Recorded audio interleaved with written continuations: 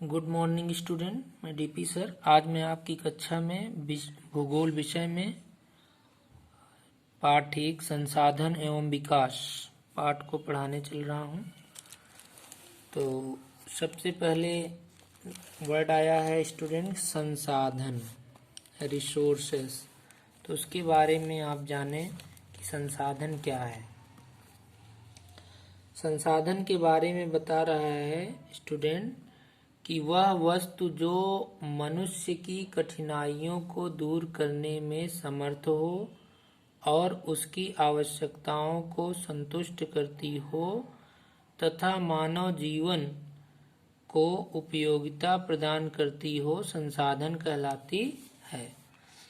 आपकी किताब के अकॉर्डिंग कह रहा है वह वस्तु जो मनुष्य की कठिनाइयों को दूर करे और उसकी आवश्यकताओं की पूर्ति भी करे तथा मानव जीवन की उपयोगिता या मानव जीवन को उपयोगिता भी प्रदान करती हो, वे समस्त साधन संसाधन कहलाते हैं। लेकिन आपके शब्दों में अगर संसाधन की परिभाषा बताई जाए तो वे समस्त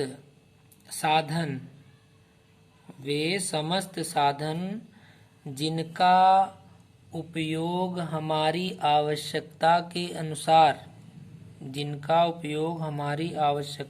के अनुसार या हमारी आवश्यकताओं की पूर्ति हेतु किया जाता है, वे समस्त साधन संसाधन कहलाते हैं। फिर से सुने स्टूडेंट, वे समस्त वस्तुएं जिनका उपयोग हमारी आवश्यकताओं की पूर्ति के लिए किया जाता है, वे समस्त वस्तुएं या साधन संसाधन कहलाते हैं।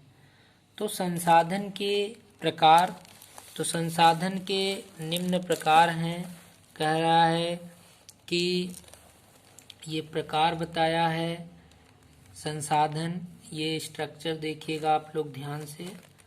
कह रहा है कि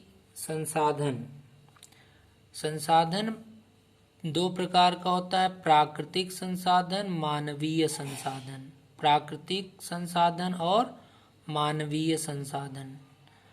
तो प्राकृतिक संसाधन में कह रहा है नवीकरणीय योग्य प्राकृतिक संसाधन, अनवीकरणीय योग्य प्राकृतिक संसाधन। और मानवीय संसाधन में कह रहा है संरचनाएं एवं संस्थाएं। दूसरा मात्रा एवं गुणवत्ता। नवीकरण योग्य प्राकृतिक संसाधन में बता रहा है पहला सतत अथवा प्रवाह जैसे पवन जल आदि।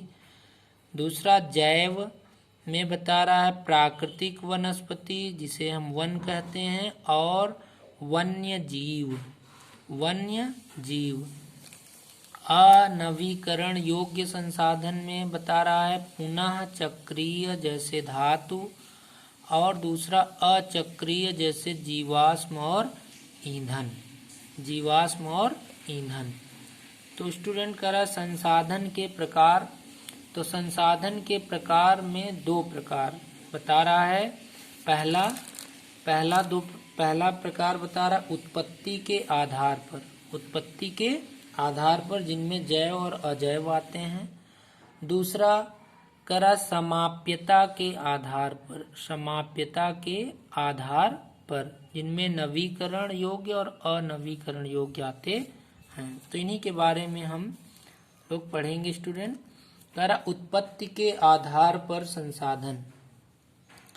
उत्पत्ति के आधार पर संसाधन को दो वर्गों में विभाजित किया जा सकता है, दो वर्गों में रखा जा सकता है। पहला जैव संसाधन। जैव संसाधन क्या होते हैं स्टूडेंट? जीवमंडल से या जैवमंडल से जैव संसाधनों की प्राप्ति होती है। करा जैवमंडल या जीवमंडल से जैव संसाधनों की प्राप्ति होती है और इनमें जीवन व्याप्त होता है या जीवन होता है।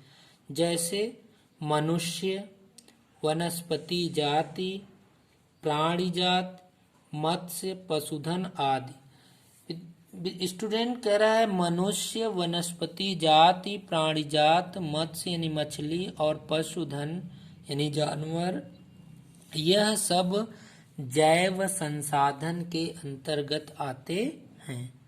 दूसरा स्टूडेंट बता रहा है अजैव संसाधन। अजैव संसाधन तो कह रहा है अजैव संसाधन क्या होते हैं? निर्जीव वस्तुओं से बने समस्त संसाधन। स्टूडेंट निर्जीव यानी जिनमें जीवन न हो, निर्जीव वस्तुओं से बने समस्त संसाधन अजैव संसाधन कहलाते हैं। निर्जीव वस्तुओं से बने समस्त संसाधन अजैव संसाधन कहलाते हैं। उदाहरण के लिए चट्टानें और धातुएं। चट्टानें और धातुएं यानी जिनमें जीव न हो, निर्जीव हो। अब दूसरा स्टूडेंट दूसरा कह रहा है कि समाप्यता के आधार पर। समाप्यता के आधार पर